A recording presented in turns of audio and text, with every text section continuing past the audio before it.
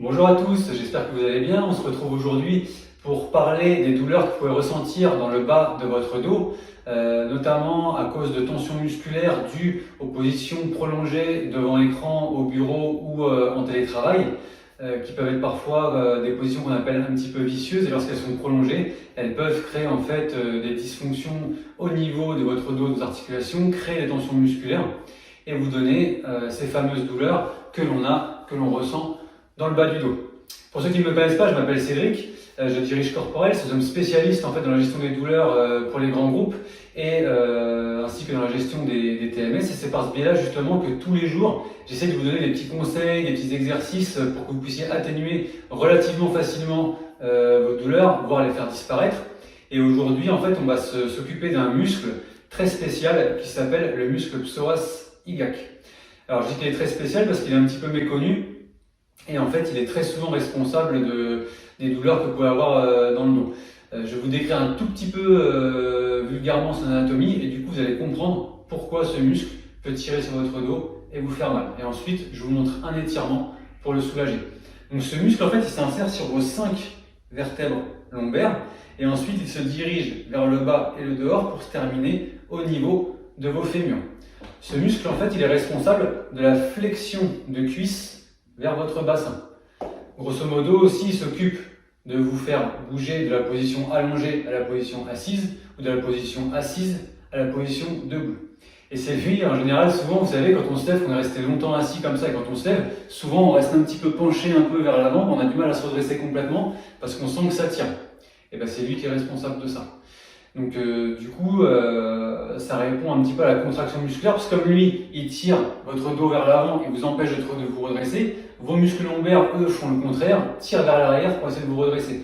Et c'est ça aussi qui renforce les douleurs que vous pouvez avoir dans le bas du dos. Donc moi, je vais vous montrer comment on les tire assez simplement. C'est très simple. Vous vous mettez en position chevalier servant et vous voyez que ma jambe avant forme un angle d'un peu plus de 90 degrés.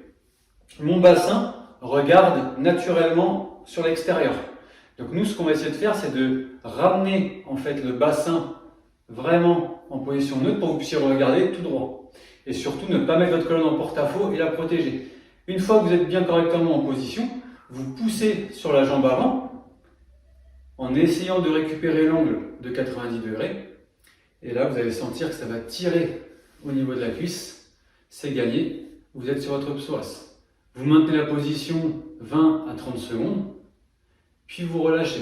Et vous faites pareil avec l'autre jambe. Moi, je vais juste me mettre de profil pour que vous puissiez voir sous un autre angle. Donc on maintient toujours la position chevalier servant avec une jambe qui dépasse les 90 degrés. Le bassin qui regarde un petit peu vers l'extérieur, on va le tourner vers l'avant pour qu'il soit en position neutre. On garde bien sa colonne cervicale droite. Et on va essayer de récupérer l'angle de 90 degrés en poussant. Et là, on éloigne les points d'insertion et on sent que ça tire le long de la cuisse au niveau de notre psoas. Donc je vous le rappelle, vous maintenez la position 20 à 30 secondes. Vous pouvez faire 4 à 5 séries de chaque côté et vous sentirez effectivement les douleurs qui vont nettement diminuer et le passage assis à debout sera nettement plus facile lui aussi. C'est tout pour l'étirement du psoas aujourd'hui pour vos douleurs lombaires. N'hésitez pas à nous faire partager en commentaire si vous-même vous avez été victime de ce genre de symptômes. Je pense qu'on pourra avoir beaucoup de commentaires là-dessus.